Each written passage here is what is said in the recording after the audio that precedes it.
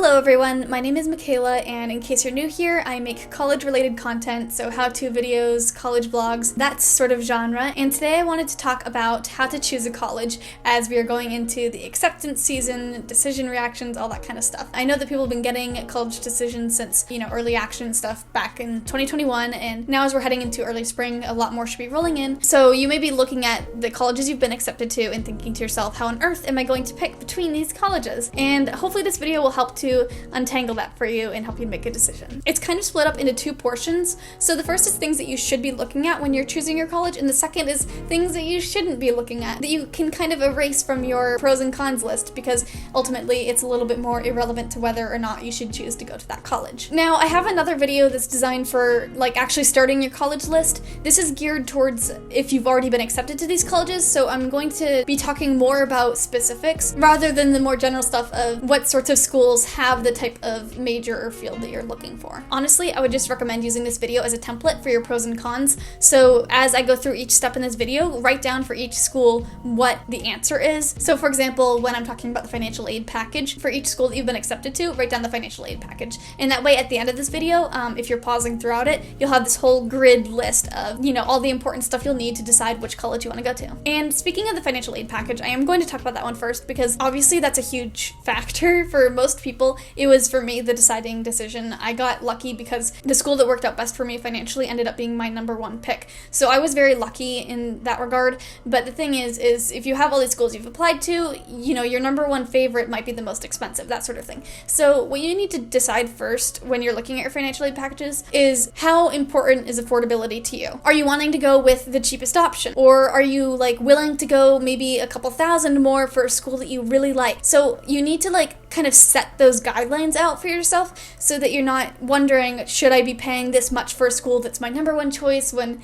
this school might be a little bit cheaper. And this is all very dependent on your financial circumstances, but you definitely need to decide on the financial aspects before even beginning this list so that you have those parameters to look at. Okay, so something that is critical when you're doing this is you need to look at, for each school that you've gotten the financial aid package for, you need to see how much of that money you need to pay back. Because sometimes a school that seems to offer the most aid, you might have to pay that all back eventually, whereas another school might seem like it's giving you a little bit less, but it's money that you don't need to pay back. And this is so important because taking out loans is obviously going to impact you financially later on. Honestly, have a separate chart just for the financial stuff. Really determine what the total cost is for each school and how you're going to do this financially, which one will hurt you the most and which one will hurt you the least. Now, this one's going to be a stark contrast to the specifics of the last one because this one's a little bit more abstract, but the vibe of this school. And I know this sounds a little bit lame, isn't this something you should have decided when you were choosing your school? But honestly, there's so much more that you can delve into once you've already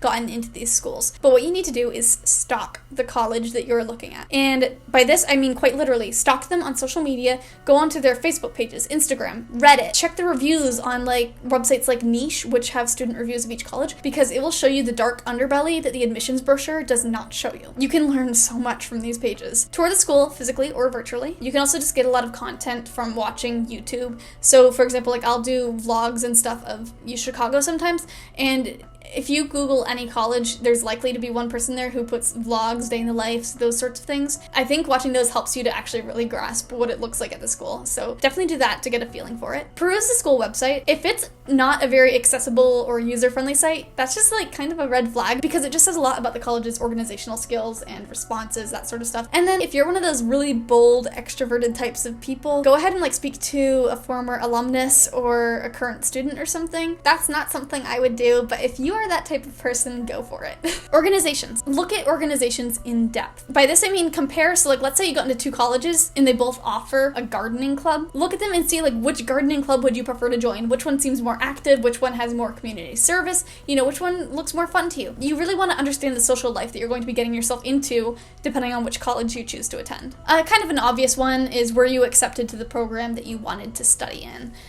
This doesn't apply for all majors, but some it does, and definitely look at that that and even look at the specifics of your major. So, if you got into engineering programs at 3 different colleges, look at each engineering program in depth, see the requirements, the curriculum, which one is most appealing to you. Which college will open the most doors for you? This I mean by career advancement. Which one is going to get you a career after you've gotten out of college? Which one is going to give you the most opportunities? Consider which one will make you grow the most. This one's a little bit harder to judge. I guess what I mean by this is don't go to a college just because it's the safe option and you know that people from high school that will be there. I mean, if you want the people you know from high school to be there, then obviously that's a factor that would make you want to go. But I guess what I'm saying is don't go with a safe option just because you're afraid to go out of your comfort zone, because I think that going out of your comfort zone is kind of essential to coming into who you are and everything. And this is beginning to sound corny. I guess just don't let your nervousness about leaving school get the better of you. The retention rate, this is a huge statistic that many people overlook.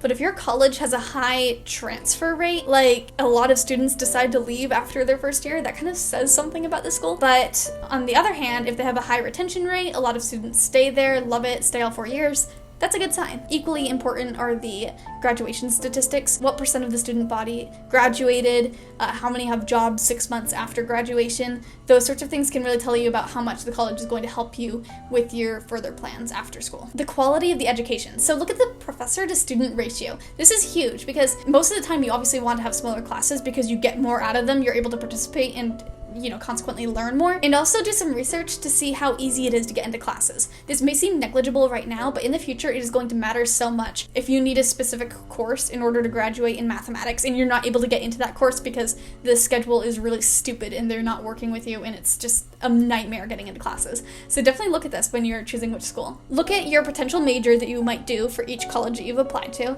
and then look at all the requirements for that major. So at U Chicago, for example, we have a core curriculum which has a ton of different requirements that you have to complete in order to graduate. So kind of compare across the board all of the requirements you'd have to do at all these different colleges that you've been accepted to, and which one is the least unsavory to you. Wait, no, that actually sounds really negative. Which one is most appealing to you? Sorry, I don't know why that was such a pessimistic way of putting it at first. Now, the climate one, this is something you probably should consider before actually applying. But for me, I guess after I got accepted at my schools, I was kind of thinking if there were schools that had the same exact financial aid package, how would I have chosen between them? And one thing that I kind of realized once I put more thought into it is I would much rather go to a northern school than a southern school, because the southern schools I got into were just too south, I think, for my taste. So definitely think about that when you're choosing. Okay, and the final part of this video, which should be a little bit quicker, is what you should not use as criteria in order to determine which school you want to go to. The very first one is prestige. I think it actually matters a lot less than people assume that it will.